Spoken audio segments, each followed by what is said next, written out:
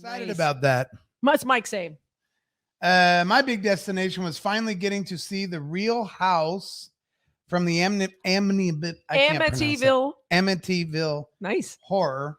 Took decades, but I finally made it. Yay, that's awesome. That's awesome. This all stirs a great conversation. He's like, not the movie, but the actual house it was based on. right? That's even more important. Yeah, that is cool. Nice. Okay. Jared says, by the way, the lighting in your cabin looks so good that it looks green screen. You know what's also funny is this might be That's funny. a clearer picture. Tell me if it's like a clearer picture for you guys too, because this is a different computer and the Wi-Fi here seems pretty freaking awesome. It's the distance of the backdrop. We've also, the distance. It's the distance. Yeah, Caitlin says the highlights and the reflections. I can see that. Nice.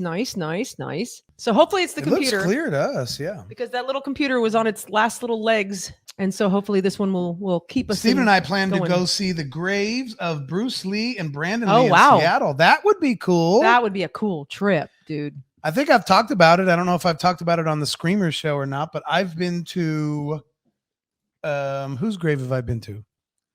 You're asking me. Yeah. Karen Carpenter. I have one too. I have been, and you guys will think this is funny, but Karen Carpenter's grave is actually not in the ground. It's one of those Mausoleum? Yeah, kind of a thing, but she's not alone. It's not her own. She wasn't quite that fucking famous.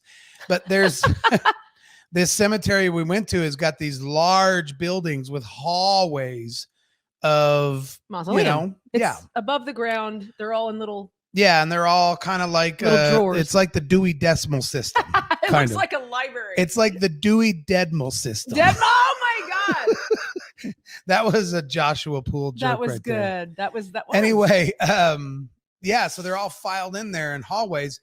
But at the end of a hallway, there's Karen Carpenter, and she actually is by herself as far as like there's a little jog in the wall, and it's just her. And then as you're standing there looking at her, you can turn to your right, and there is a hallway of like 10 or 15 people high times the entire length of the hallway. But she is sort of by herself. And right in front of her is like literally a velvet rope. They don't want you to walk close to it. And so Did you hop the rope? I had to hop over the rope. Oh, you rebel. You're such a bad boy, Dan. It's like actually touch her placard. He touched Karen Carpenter's I felt placard. up Karen Carpenter's placard. Joshua says, I approve of that joke you said earlier. Julia says, I'm a rather macabre person. I want to tour graveyards in LA, New York, and London. Yeah, I hear you. I have a grave story, a famous grave story. Caitlin says she was rich enough to have a fancy corner and rope. There you go. You are 100% correct. Go Rich ahead. and famous enough. Absolutely. Karen Carpenter is one of my favorite singers of all time. I love her so much. I have her songs memorized for the rest of my life because my 7th grade best friend, Andrea, who's still on my Facebook and we still talk, she went to Washington for a summer and she said, here's a cassette tape of Carpenter's greatest hits. I want you to memorize every song by the time I get back. And I did. More so than I did Weezer's album for you. I'm sorry, baby. I didn't memorize all of them, but I know a lot more now. What's your grave story? My grave story. Oh, yeah, right. Hop the rope. Don't hop the rope, baby. Skip the rope. Don't skip the rope over. Hop the rope. Don't hop the rope, baby. Hop the rope. Don't skip the rope over. Hop the rope. Don't hop the rope, baby. That's exactly what I did. I hopped that fucking rope. And you touched her placard. I touched her placard. That sounds so dirty. You touched her placard.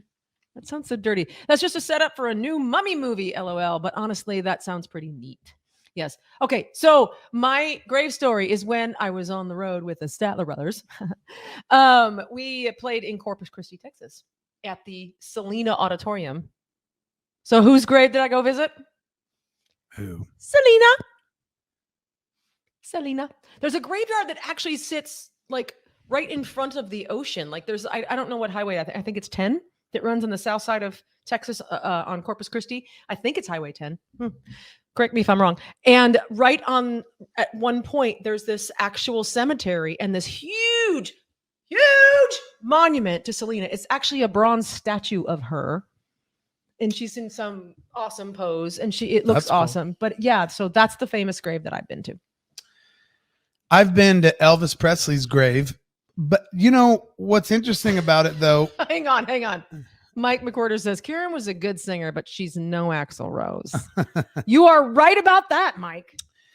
I know the Elvis Presley grave is somewhat obvious. It's down at Graceland, but here's what's not so obvious that I find a little strange. He's buried right next to his twin brother. Mm-hmm. Okay. For those who don't know, Elvis was a twin. Right. And his brother died at birth. Now, what I want to know is, did Elvis Presley own Graceland when he was born? Or did he exhume his his twin brother's body and bury it at the house? Yeah, way to jump right to the punchline. Oh, shit. So anyway, they must have exhumed his baby brother's body and put him at his own house. That's a little weird. Like, go dig up my baby brother. I'm going to throw him in the backyard. Yeah, so I can't set the joke up now.